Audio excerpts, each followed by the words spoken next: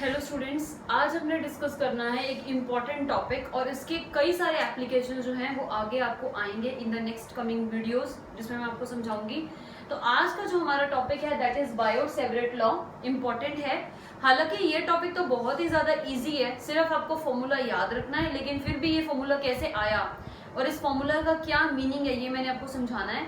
लेकिन इसके application part जो है that is very very important, जो हमने अगले वीडियोस के अंदर आगे जाके डिस्कस करना है। तो पिछले वीडियो के अंदर मैंने आपको करवाया था कि जब भी हम किसी किसी भी हम करंट कैरिंग कंडक्टर को यूनिफॉर्म मैग्नेटिक फील्ड रीजन के अंदर रखते हैं तो उसके ऊपर क्या एक्ट करती है, जो मैग्नेटिक लॉरेंट्ज फोर्स है उसके ऊपर भी एक्ट करना स्टार्ट कर देती है, क्योंकि किसी भी करंट कैरिंग कंडक्टर में इलेक्ट्रॉन्स हैं, इलेक्ट्रॉन्स चल रहे हैं यानी चार्ज पार्टिकल है, और जहां पे भी चार्ज पार्टिकल प्रेजेंट है और वो चार्ज पार्टिकल मूव कर रहा है और मैग्नेटिक फील्ड भी आपके पास प्रेजेंट है, तो इसका मतलब क्या एक्ट करेगी, मैग्नेटिक लॉरेंट्ज फोर्स, जिसका फॉर्मूला हमने डिराइव किया था Fm इज इक्वल टू, याद है Fm is equal to, I think that most of the students जो है उनको याद नहीं होगा, और कुछ एक स्टूडेंट्स ऐसे भी होंगे जिन्होंने ये वाला वीडियो जो है वो अभी तक नहीं देखा होगा, जो मैंने प्रीवियस वीडियो आपको सेंड किया था। तो प्लीज मेरी आपसे रिक्वेस्ट है कि डेली का काम डेली करें और डेली ही आप सारे के सारे वीडियोस को शेयर करें। तो खैर मैं आपको फॉर्मूला अगर रिमाइंड करवा देती हूँ जिनको भी नहीं पता है, that is Fm is equal to I into L cross B। ये फॉर्मूला हमने निकाला था और इसके दो केसेस में हमने डिस्कस किए थे कि अगर करंट के बीच में, मतलब करंट की डायरेक्शन, क्योंकि जिस डायरेक्शन में करंट फ्लो करेगा उसी डायरेक्शन में आपका लेंथ एलिमेंट होगा या लेंथ होगी, तो लेंथ और मैग्नेटिक फील्ड के बीच में अगर एंगल 0 डिग्री या 180 डिग्री हो तो उस केस में कोई फोर्स एक्ट नहीं करती करंट कैरिंग कंडक्टर के ऊपर, और अगर इन दोनों के बीच में एंगल जो है वो 90 डिग्री हो तो Lorentz force experienced by the current carrying conductor which is placed in the uniform magnetic field that will be maximum. तो खैर ये हमारा पिछला लेक्चर था जिसके ऊपर मैंने आपको न्यूमेरिकल करवाना है इस लेक्चर के अंदर, इसीलिए मैंने आपको ये फॉर्मूला रिमाइंड करवाया है कि ये फॉर्मूला जो है that is I into L cross B है। तो मेरे बोलने से पहले आपको थिंक करना चाहिए था, अगर आपको ये फॉर्मूला नहीं याद आया इसका मतलब अभी भी आपने पिछला वीडियो अच्छी तरह से नहीं देखा है या उसमें कमी है, तो प्लीज अपने पिछले वीडियो को वॉच अच्छी तरह कर लें, क्योंकि नेक्स्ट वीडियो के अंदर न्यूमेरिकल कराने का मेरा पर्पस यही होता है कि आप उस वीडियो के अंदर उसके फॉर्मूलाज को भी याद कर लें, क्रैम कर लें, ताकि न्यूमेरिकल्स करते वक्त आपको कोई प्रॉब्लम ना आए और बिल्कुल आराम से जो है न्यूमेरिकल पार्ट समझ में आ जाए। तो हमेशा मैं एक टॉपिक, अगर इस वीडियो में मैं आज एक टॉपिक करवा रही हूँ तो उससे रिलेटेड न्यूमेरिकल जो है उसमें मेरी कोशिश होती है कि मैं नेक्स्ट वीडियो में उसका न्यूमेरिकल करवाऊं, ताकि उससे पहले आप कॉन्सेप्ट्स को रिवाइज कर लें।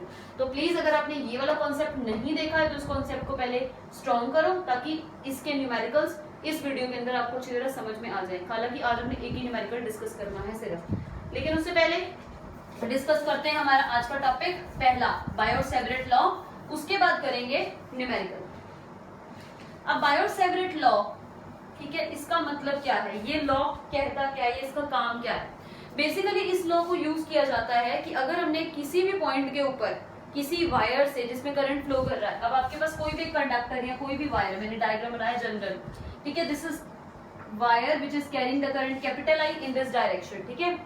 अब कोई भी, हमें ये चीज पता है कि कोई भी करंट कैरिंग कंडक्टर होता है, उस करंट कैरिंग कंडक्टर के आसपास क्या जनरेट होना स्टार्ट हो जाता है, मैग्नेटिक फील्ड रीजन बनना स्टार्ट हो जाता है, यानी इस करंट कैरिंग कंडक्टर के आसपास इसका क्रिएट किया हुआ मैग्नेटिक फील्ड प्रेजेंट है। लेकिन किसी भी पर्टिकुलर पॉइंट के ऊपर मैग्नेटिक फील्ड की स्ट्रेंथ यानी मैग्नेटिक फील्ड की वैल्यू इस वायर के कारण कितनी होगी और उसको कैसे निकाला जाएगा, यानी उसका फॉर्मूला क्या है, वही निकालना क्या काम है बायोट-सेवरेट लॉ। बायोट और सेवरेट साइंटिस्ट के नेम है जिन्होंने मिलकर ये लॉ दिया था। बेसिकली इस लॉ का मीनिंग क्या है, दिस लॉ इज यूज्ड, ये ऐसे लिख सकती हूँ कि Biot Savart law, it is used to determine the strength of, strength means value, the strength of magnetic field, the strength of magnetic field at any point due to current, at any point due to current carrying conductor, due to current carrying conductor। तो किसी भी current carrying conductor के कारण किसी particular point पे magnetic field का strength या value कितना होगा वही फाइंड आउट करना हमारा काम है इस टॉपिक के अंदर। तो हमने सबसे पहले कोई पॉइंट चूज करना है, तो let us consider the point to be P, ठीक है। अब यहाँ पे इस पॉइंट इस वायर के ऊपर सबसे पहले आप एक एलिमेंट चूज करो। तो मैंने एक एलिमेंट चूज किया, जो भी वायर के अंदर से करंट फ्लो कर रहा है वही करंट आई जो है इस एलिमेंट से भी फ्लो करेगा। इस एलिमेंट की लेंथ को मैंने क्या सपोज कर लिया, डीएल, और लेंथ की डायरेक्शन जो होती है वो करंट की डायरेक्शन के अलोंग ही होती है। तो करंट अगर इस डायरेक्शन में जा रहा है तो इसका मतलब लेंथ एलिमेंट डीएल भी जो होगा वो इसी डायरेक्शन में होगा। अब इस लेंथ एलिमेंट के सेंटर से इस पी पॉइंट का जो डिस्टेंस है, यानी वेक्टर फॉर्म में मैंने वो डिस्टेंस, यहाँ सिंपली वो डिस्टेंस को मैंने क्या सपोज कर लिया, आर। ठीक है, आर वेक्टर डाल देते हैं। और ये एंगल जो है लेंथ एलिमेंट डीएल और इस पोजीशन वेक्टर आर के बीच में जो एंगल फॉर्म हो रहा है उस एंगल को मैंने क्या सपोज कर लिया, थीटा।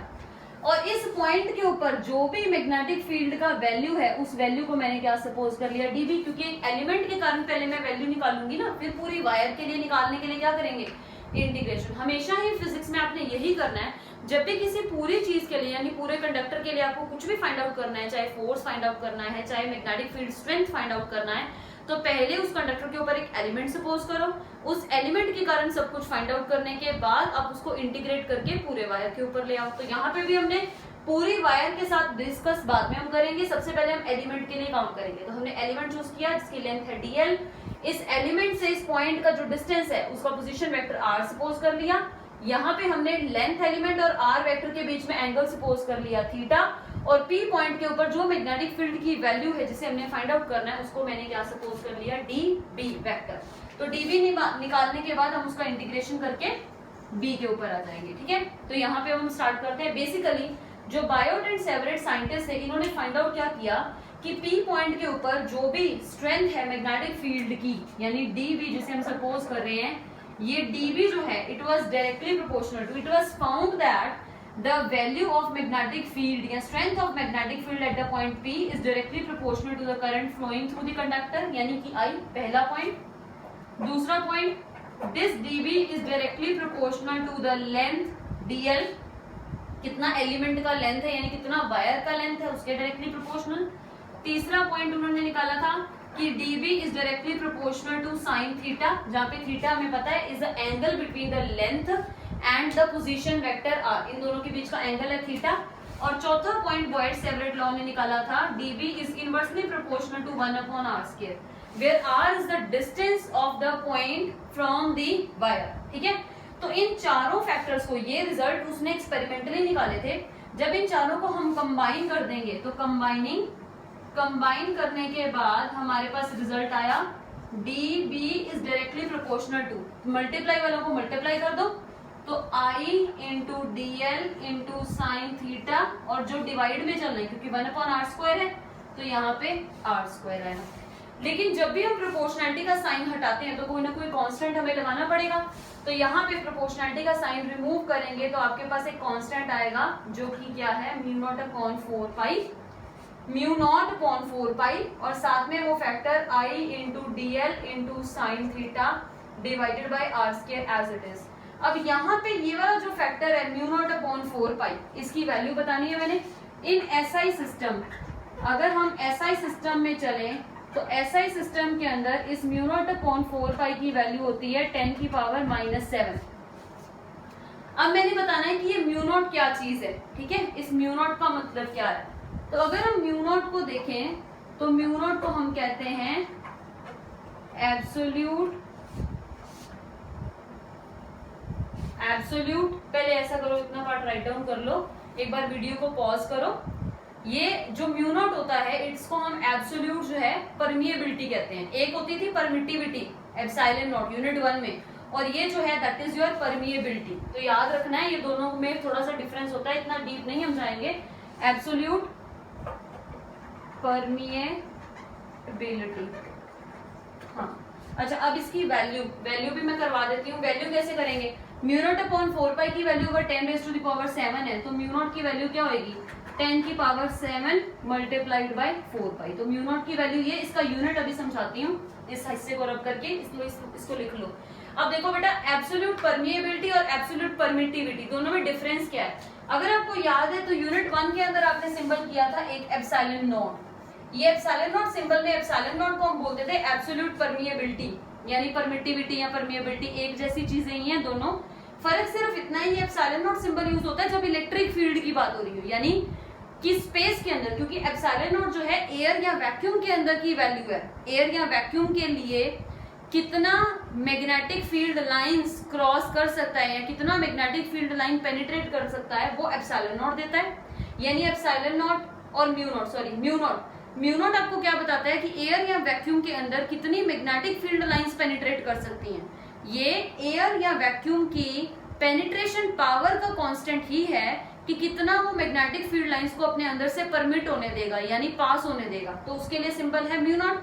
एप्सिलॉन नॉट किसके लिए है सिंबल, कि एयर या वैक्यूम जो है वो अपने अंदर से कितनी इलेक्ट्रिक फील्ड लाइंस को पेनिट्रेट होने दे, उसके लिए कांस्टेंट क्या है, एप्सिलॉन नॉट। दोनों है पेनिट्रेशन पावर ही, यानी कितनी पेनिट्रेट होने दे रहा है एयर या वैक्यूम अपने अंदर से इलेक्ट्रिक फील्ड लाइंस, तो epsilon not. Magnetic field lines तो सिंबल क्या है, म्यू नॉट। एक जैसे हैं दोनों, बस वैल्यूज अलग होंगी डेफिनेटली, क्योंकि एयर के लिए इलेक्ट्रिक फील्ड लाइंस को पेनिट्रेट करने देने की पावर और मैग्नेटिक फील्ड लाइंस को पेनिट्रेट करने देने की पावर जो है वो डिफरेंट होती है। तो वैल्यूज इनकी डिफरेंट है, लेकिन एक है इलेक्ट्रिक फील्ड के लिए, यूनिट 1 में यूज हुआ था, और एक जो है वो मैग्नेटिक फील्ड के लिए है, जो कि यूनिट 3 में यूज करना है हमने। तो कॉन्स्टेंट्स याद रखने हैं आपने। उसमें मैंने आपको जो है 4 पाई एप्सिलॉन नॉट की वैल्यू करवाई हुई है, 1/4 पाई एप्सिलॉन नॉट कांस्टेंट था, और यहाँ पे क्या है, म्यू नॉट अपॉन 4 पाई आपका कांस्टेंट है। तो म्यू नॉट का, हाँ, अब म्यू नॉट के चलते हैं हम यूनिट के ऊपर। अब यूनिट कैसे निकालते हैं, म्यू नॉट अपॉन 4 पाई को इस तरफ रखो, बाकी सारे फैक्टर्स अगर आप दूसरी तरफ लेके जाओ, तो मैं यहाँ साइड पे कर रही हूँ, ठीक है, क्योंकि मैं डायरेक्टली यूनिट राइट डाउन कर दूंगी। अगर म्यू नॉट अपॉन 4 पाई को मैं एक तरफ रखूँ, बाकी सारे फैक्टर्स को इधर लेके जाऊं, तो म्यू नॉट अपॉन 4 पाई किसके बराबर आएगा, dv into r square with I into dl, और साथ में क्या है, साइन थीटा। अब इसको देख के यूनिट्स निकालो। तो म्यू नॉट अपॉन 4 पाई की यूनिट dv मतलब मैग्नेटिक फील्ड, इसका यूनिट क्या है, ऐसा यूनिट टेस्ला। आर स्क्वायर यानी डिस्टेंस का स्क्वायर, तो यानी यहाँ पे क्या आ गया, मीटर स्क्वायर। नीचे करंट के लिए यूनिट है एम्पियर, और dl मींस लेंथ के लिए मीटर, और sine theta has no unit, dimensionless, तो मीटर से मीटर कैंसिल, तो यूनिट क्या बन गई, टेस्ला मीटर एम्पियर की पावर -1। तो म्यू नॉट की वैल्यू जो है that is 10 raise to the power -7 multiplied with 4 pi, और इसका जो यूनिट है that is tesla metre ampere की पावर -1। तो यानी अब हम यहाँ तक तो आ चुके हैं कि dv का आंसर क्या है। अब यही आंसर को हमने निकालना है इन दी वेक्टर फॉर्म, ठीक है। आगे चलते हैं।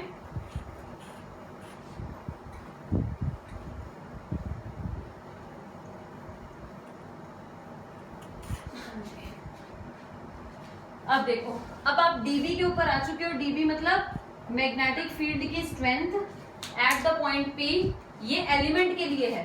तो dv is equal to magnetic field strength at point P due to element of length dl, ठीक है। अब इसका आंसर हमने क्या निकाला है, mu naught upon 4 pi into I into dl into sine theta upon r square. ये तो हमने dv का आंसर निकाल लिया। लेकिन मैग्नेटिक फील्ड क्या होती है, it is a vector quantity, तो आंसर को वेक्टर फॉर्म में तो निकालना पड़ेगा। तो यानी इसी को अगर मैं वेक्टर फॉर्म में लिखूं, तो वेक्टर फॉर्म, अब मुझे वेक्टर फॉर्म निकालनी है। तो ये तो आंसर निकाला है मैंने स्केलर फॉर्म के अंदर। अब वेक्टर फॉर्म में निकालने के लिए हमने क्या किया, dv के ऊपर वेक्टर डाला, तो लिखेंगे mu naught upon 4 pi into I into dl into sine theta upon r square, साथ में एक यूनिट वेक्टर आएगा, और यूनिट वेक्टर आपके पास यहाँ पे क्या चलेगा, आर कैप। तो unit vector r cap. Next step में हमने क्या करना है, वी नो, हमें ये चीज पता है कि कोई भी यूनिट वेक्टर है उसको आप कैसे लिख सकते हैं, vector divided by its magnitude.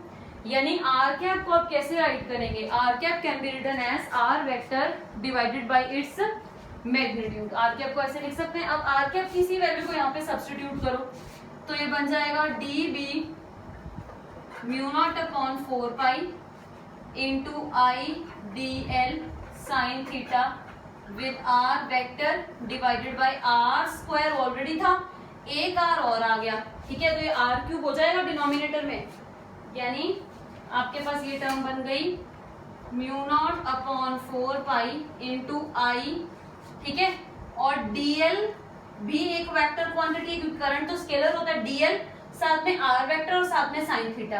तो जब भी कोई दो वेक्टर क्वांटिटीज हैं और उनके साथ साइन थीटा लगा हुआ है, इसका मतलब उनका क्या हो रहा है, क्रॉस प्रोडक्ट। तो इसको लिख सकते हैं dl का cross product with r vector और divided by are square multiplied by R क्या बन गया आर का क्यूब। तो ये आपके पास आंसर क्या आ गया डीबी का। तो ये आपका आंसर जो है वो वेक्टर फॉर्म में निकल आया। तो यानी हमने एलिमेंट के कारण, छोटे से एलिमेंट जिसकी लेंथ डीएल है उसके कारण हमने डीबी निकाल दिया। पूरी वायर के लिए निकालना हो तो आपने क्या करना है, पूरी वायर के लिए निकालने के लिए you have to just do integration. तो कंप्लीट वायर के लिए निकालने के लिए हमें इंटीग्रेशन करना है। तो यानी नेक्स्ट स्टेप में हमने क्या करना है, for full wire, for complete wire, तो कंप्लीट वायर के लिए जो मैग्नेटिक फील्ड होगा उसे बी बोलेंगे, which will be equal to integration of dB. तो यानी बी का आंसर किसके पास बराबर होगा, mu naught upon 4 pi the constant integral I into dl का cross product with R divided by R का cube. So this is your answer.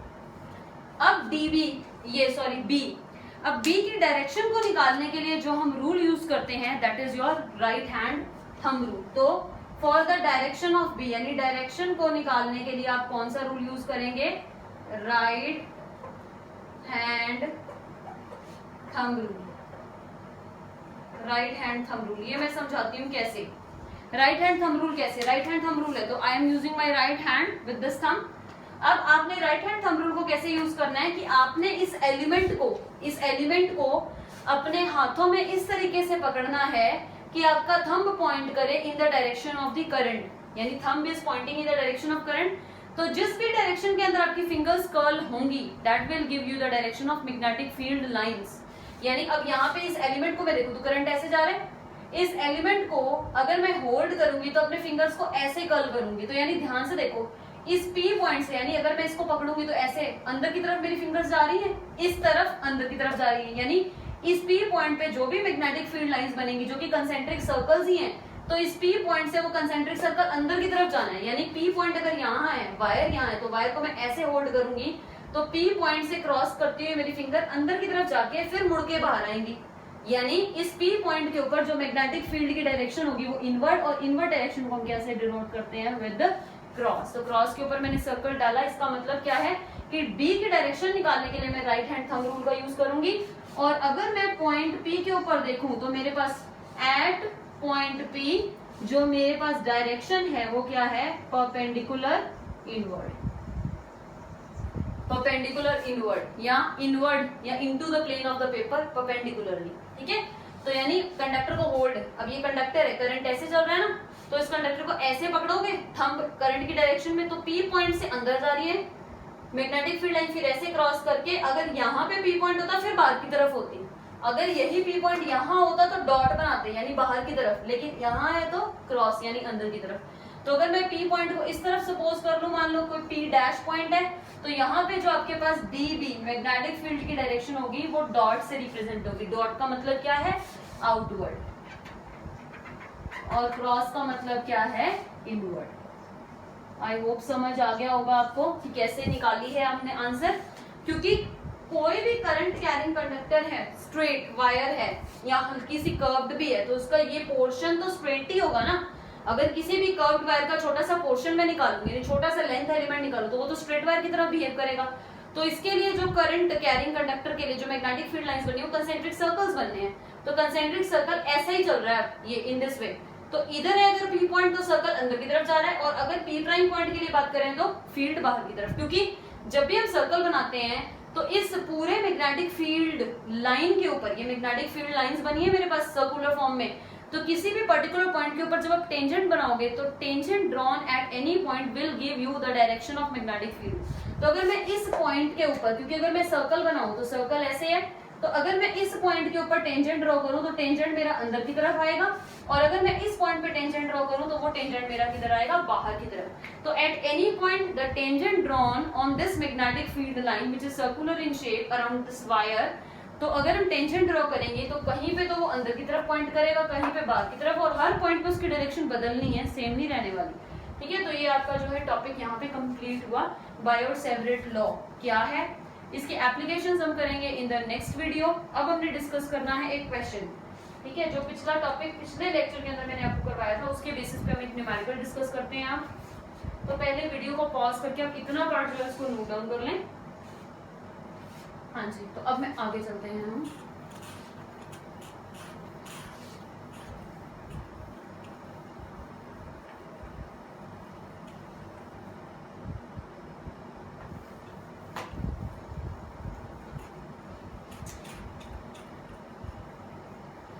Question जो है मैं आपको वर्बली डिक्टेट कर देती हूँ, आप उसको राइट डाउन कर लें। अब क्वेश्चन आपके पास ये है, a straight wire which is having the length 2 metre. लिख लो, a straight wire is having the length 2 metre. यानी आपको कोई वायर दी हुई है जिसकी लेंथ की वैल्यू क्या है, 2 metre. A straight wire having the length 2 metre and it is placed in the uniform magnetic field region. उसको रख दिया गया।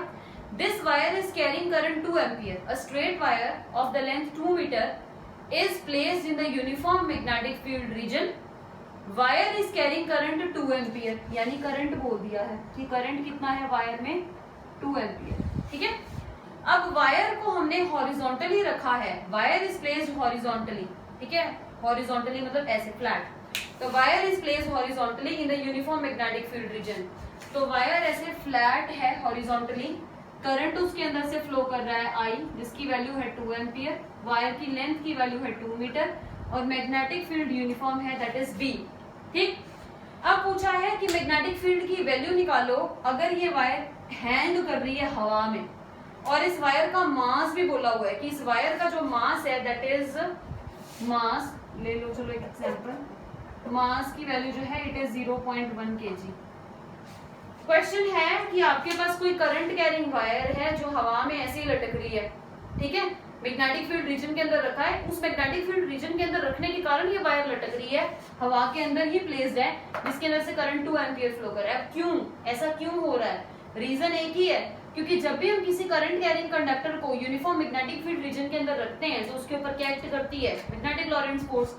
तो यानी इसके ऊपर मैग्नेटिक लॉरेंट्ज फोर्स एक्ट कर रही है इस तरफ Fm, और इसका खुद का जो वेट है डाउनवर्ड है वो mg। अगर ये वेट mg और ये मैग्नेटिक लॉरेंट्ज फोर्स आपस में एक दूसरे को कैंसिल आउट करेंगे, तो जैसे हॉरिजॉन्टली वायर को रखा गया है एयर के अंदर स्लाइटली, तो वो ऐसे ही पड़ी रहेगी, ना नीचे गिरेगी ना ऊपर जाएगी। ऊपर कब जाती, जब मैग्नेटिक लॉरेंट्ज फोर्स ज्यादा होती है उसके वेट से, नीचे तब गिरती जब वेट ज्यादा होता है मैग्नेटिक लॉरेंट्ज फोर्स के कंपैरिजन में। लेकिन अगर हवा में स्टिल है, इक्विलिब्रियम में है, इसका मतलब डाउनवर्ड फोर्स और अपवर्ड फोर्स एक दूसरे को क्या कर रहे हैं, कैंसिल आउट। सिंपल सा क्वेश्चन है कि आपके पास कोई वायर है जिसका मास है 0.1 kg, जिसके अंदर से करंट फ्लो कर रहा है 2 एम्पियर, जिसकी लेंथ है 2 मीटर, जिसको हमने यूनिफॉर्म मैग्नेटिक फील्ड रीजन के अंदर रखा है और ये हॉरिजॉन्टली हवा में ही स्टिल है। आपको पता करना है कि मैग्नेटिक फील्ड रीजन कितना है और उसकी डायरेक्शन क्या है, ये आपका टारगेट है। यानी आपको क्या फाइंड आउट करना है, एक तो बी की वैल्यू को फाइंड आउट करना है और उसकी क्या फाइंड आउट करनी है, डायरेक्शन। तो सबसे पहले वैल्यू के ऊपर चलते हैं। वैल्यू का सिंपल मतलब ये है कि Fm और mg दोनों आपस में है, डायरेक्शन तो चलो छोड़ो, वैल्यू पे ही आ जाओ एक बार, ठीक है। डायरेक्शन मैं खुद ही स्पेसिफाई कर देती हूँ क्योंकि डायरेक्शन के बिना वैल्यू नहीं निकल पाएगी। Fm और mg दोनों आपस में क्या है, परपेंडिकुलर, डायरेक्शन भी अभी निकाल के देख लेते हैं। Fm और mg एक दूसरे को बैलेंस कर रहे हैं, तो लिखेंगे Fm यानी लॉरेंट्ज फोर्स का मैग्नीट्यूड और उसका weight mg both are equal. अब आपके पास जो Fm है और mg है दोनों ऑपोजिटली ओरिएंटेड है। अब Fm का फॉर्मूला क्या होता है, किसी भी करंट कैरिंग वायर को जब हम मैग्नेटिक फील्ड रीजन के अंदर रखते हैं तो उसके ऊपर जो फोर्स एक्ट करती है, हम आज ही निकाल, मतलब अभी मैंने आपको पहले ही भी बताया था ये formula, that is I into L cross B, ये होता है फॉर्मूला। और L और B यानी लेंथ और मैग्नेटिक फील्ड क्वेश्चन में गिवन है कि जो एंगल थीटा है वो कितना है, 90 डिग्री। थीटा 90 मीन्स जो आपके पास लेंथ है और मैग्नेटिक फील्ड है दोनों आपस में परपेंडिकुलर गिवन है आपको, तो सामने आपने क्या डाल देना है, mg। क्रॉस प्रोडक्ट खोलो तो लिखोगे ILB into sine 90 it is equal to m into g. आपको तो b निकालना है तो b को इधर रखो, तो ये बन गया m into g upon I into L into B। m की value it is given to you, कितनी है, 0.1। ग्रेविटी की वैल्यू 10 सपोज कर लो, करंट भी दिया है 2, लेंथ की वैल्यू भी दी है दैट इज 2, और मैग्नेटिक फील्ड भी तो हट ही गया क्योंकि निकालना था। बस सॉल्व करो इसको, तो 10 से 0.1 कैंसिल, तो आंसर क्या आ गया, 1/4, और यूनिट क्या होता है मैग्नेटिक फील्ड का, टेस्ला। तो दिस इज आंसर। तो यानी सिंपल सा क्वेश्चन था, इस फॉर्मूला को यूज करके जो सॉल्व हो सकता था। ये गिवन है ऑलरेडी, डायरेक्शन वाला क्वेश्चन नहीं है क्योंकि जब तक डायरेक्शन नहीं पता होगी L क्रॉस B हम कैसे सॉल्व करेंगे। ये गिवन है कि जो आपके पास करंट है और मैग्नेटिक फील्ड है दोनों आपस में क्या है, परपेंडिकुलर। तो मैग्नेटिक फील्ड को Z में सपोज कर लो, करंट आपका x एक्सिस में, तो फोर्स आपके पास जो है वो परपेंडिकुलरली अपवर्ड आ जाएगी। ठीक है, तो ये आपके पास जो है सॉल्व हो गया। तो आज हमने सिर्फ इतना ही काम करना था, तो प्लीज इतने काम को जो है वो डिस्कस अच्छी तरह से डिस्कस तो हम कर ही चुके हैं, इसको अच्छी तरह से देख लेना, पढ़ लेना, याद कर लेना। और नेक्स्ट जो है हम टॉपिक करेंगे बायोट-सेवरेट लॉ की एप्लीकेशंस। उससे पहले एक टॉपिक और भी है जो साइक्लोट्रॉन मैंने आपको करवाना है। ठीक है, तो देख लेंगे, या तो मैं बायोट-सेवरेट लॉ की एप्लीकेशंस करवाऊंगी इन द नेक्स्ट वीडियो, या फिर साइक्लोट्रॉन करवाऊंगी, जो कि दोनों ही इंपॉर्टेंट टॉपिक्स हैं। And thank you so much. Please like, subscribe and share my channel with the another students of the class 11th and 12th, जो भी आपके कांटेक्ट में हैं, चाहे वो पंजाब बोर्ड के स्टूडेंट्स हैं, चाहे ICSE बोर्ड हैं, चाहे CBSE बोर्ड हैं, क्योंकि सबका सिलेबस जो है वो बिल्कुल ही सेम होता है। तो प्लीज अपने और दोस्तों के साथ जो है मेरे वीडियोस को जरूर शेयर कीजिए और मेरे चैनल को जरूर सब्सक्राइब कीजिए। Thank you so much.